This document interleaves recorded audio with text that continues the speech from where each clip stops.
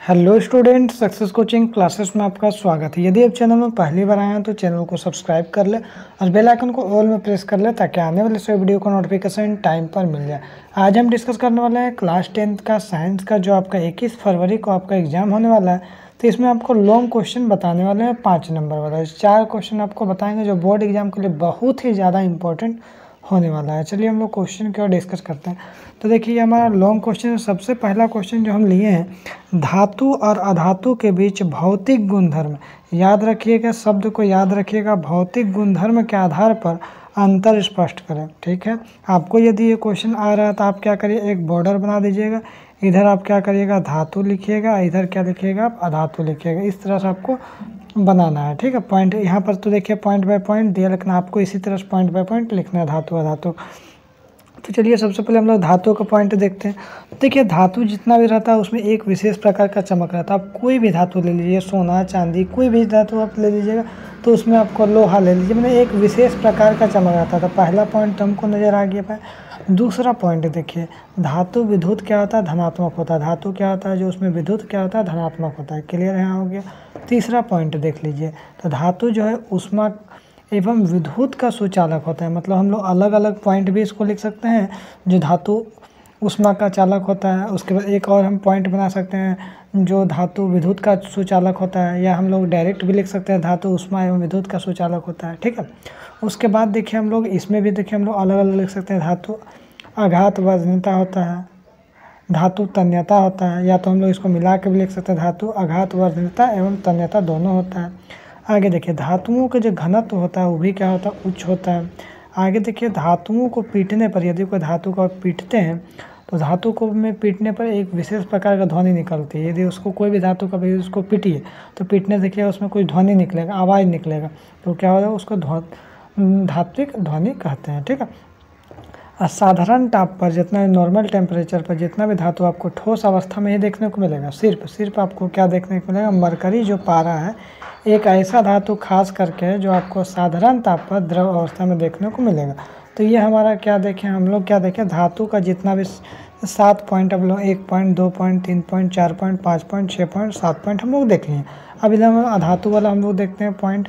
तो चलिए हम लोग अधातु वाला भी पॉइंट देखते हैं। अधातु में कोई भी विशेष प्रकार का चमक नहीं होता है। पहला ही पॉइंट उसका उल्टा लिखिएगा, लेकिन एक अपवाद में लिखिएगा जरूर, आयोडीन एवं ग्रेफाइट में क्या होता है, चमक होता है। क्लियर है भाई, बिल्कुल है। अधातु जो है बाबू विद्युत ऋणात्मक होता है, लेकिन धातु क्या होता था, धनात्मक होता था, इसमें ऋणात्मक होगा। लेकिन सिर्फ हाइड्रोजन जो है वो धनात्मक होता है, ये अपवाद में है। ठीक है, अब अधातु जो है ऊष्मा और विद्युत का कुचालक होता है। जैसे उसमें क्या बोला जाए, धातु वो ऊष्मा एवं विद्युत का सुचालक होता है, लेकिन इसमें क्या करिएगा, उल्टा लिखिएगा, कुचालक लिखिएगा। ठीक है, लेकिन सिर्फ हाइड्रोजन जो है ना, ग्रेफाइट है, विद्युत का क्या होता है, सुचालक होता है। ये अपवाद में है बाबू, लिख दीजिएगा। अधातु क्या आघात वर्धनता होता है, आघात वर्धनता एवं तन्यता नहीं होता है। धातु में क्या होता था, आघात वर्धनता तन्यता होता था, लेकिन इसमें नहीं होगा। अपवाद में यदि बोलिएगा तो प्लास्टिक गंधक क्या होता है, थोड़ा बहुत तन्य होता है। अब अधातु का घनत्व क्या होता है, कम होता है, लेकिन उसमें धातु का घनत्व क्या था, ज़्यादा था। आगे देखिए अधातु से ध्वनि नहीं निकलते हैं। धातु को यदि पीटिएगा तो ध्वनि नहीं निकलेगा, उसको पीटने से क्या होता है, चूर चूर हो जाएगा। और अधातु जो है ना, साधारण ताप पर क्या होता है, ठोस या गैस अवस्था में मिलेगा। क्या मिलेगा, ठोस या गैस अवस्था में। सिर्फ जो आपको ब्रोमीन ढीन है, जो साधारण ताप पर द्रव अवस्था में देखने को मिलेगा। तो हमारा पहला क्वेश्चन क्लियर हो गया। धातु और अधातु में अंतर देख लिए हम लोग, भौतिक गुणधर्म के आधार पर देख लिए। लेकिन कभी कभी आपका एग्जामिनर ये भी तो लिख सकता है, जो धातु अधातु में तो अंतर बताइए, धातु अधातु में तो अंतर बताइए, लेकिन हमारा रासायनिक गुणधर्म के आधार पर बताइए। यदि भौतिक गुणधर्म बोलेगा तो भौतिक गुणधर्म के आधार पर बताएंगे, यदि रासायनिक गुणधर्म बोलेगा तो रासायनिक गुणधर्म के आधार पर बताएंगे।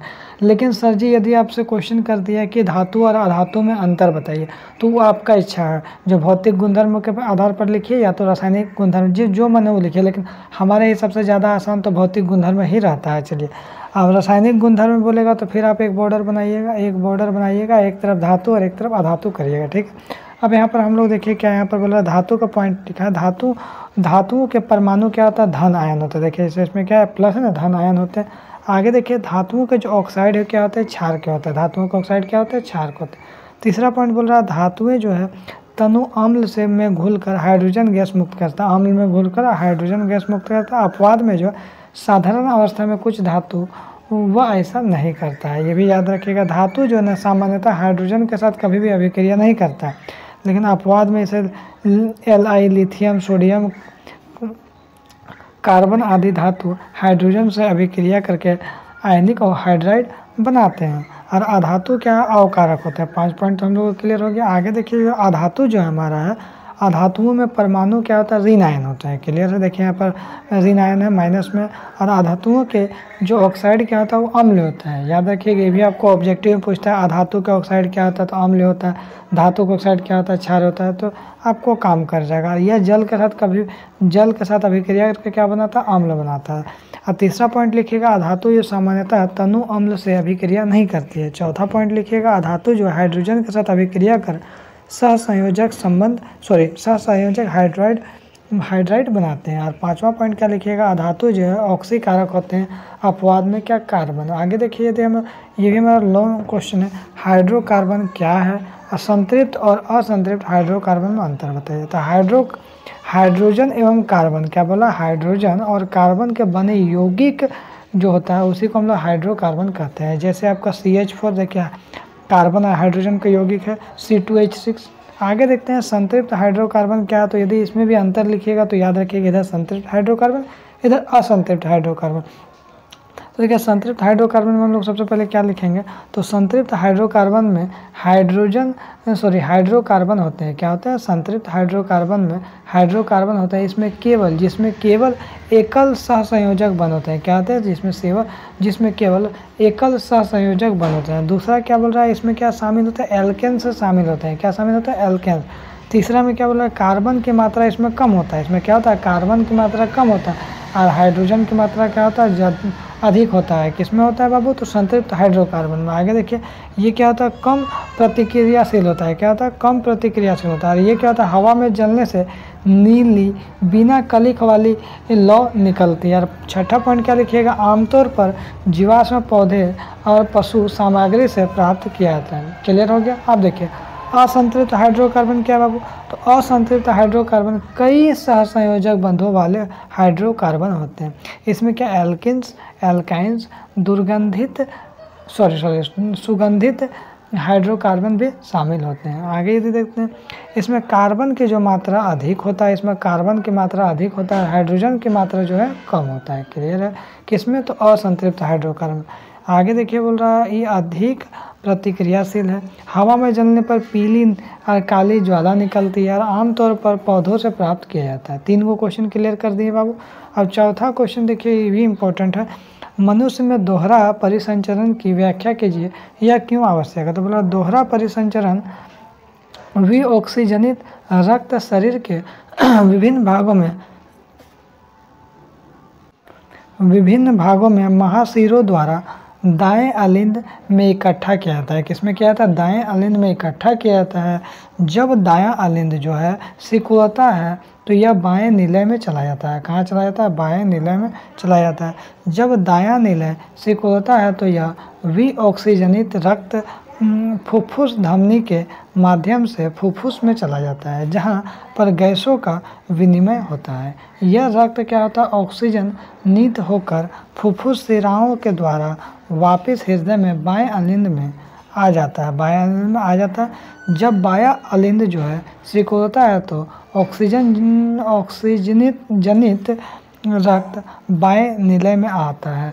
जब बायां निलय सिकुड़ता है तो यह रक्त जो है शरीर के विभिन्न भागों में महाधमनी के माध्यम से वितरित फैला दिया जाता है। ठीक है, अतः वही रक्त जो हृदय चक्र में हृदय में 2 बार गुजरता है, एक बार ऑक्सीजनित और दूसरी बार विऑक्सीजनित रक्त के रूप में। इसी को दोहरा परिसंचरण कहते हैं। क्लियर है। महत्व क्या है भाई इसका, जरूरी क्यों है, तो हमारा शरीर में 4 हृदय में, जो हमारा शरीर के हृदय है उसमें 4 कोष्ठकों से मिलकर बना है। तो ये भी ऑब्जेक्टिव आता है, मानव शरीर में कितने हृदय में कोष्ठक होते हैं, 4 कोष्ठक होते हैं। इसके ही कारण से हमारे शरीर में के सभी भागों में ऑक्सीजनित रक्त वितरित किया जाता है। इसके कारण से कोशिकाओं व ऊतकों से ऑक्सीजन का वितरण सही आवश्यकताओं अनुसार बना रहता है। तो इसमें हम लोग कितना क्वेश्चन डिस्कस किए सर जी? तो 4 क्वेश्चन आज हम लोग डिस्कस किए।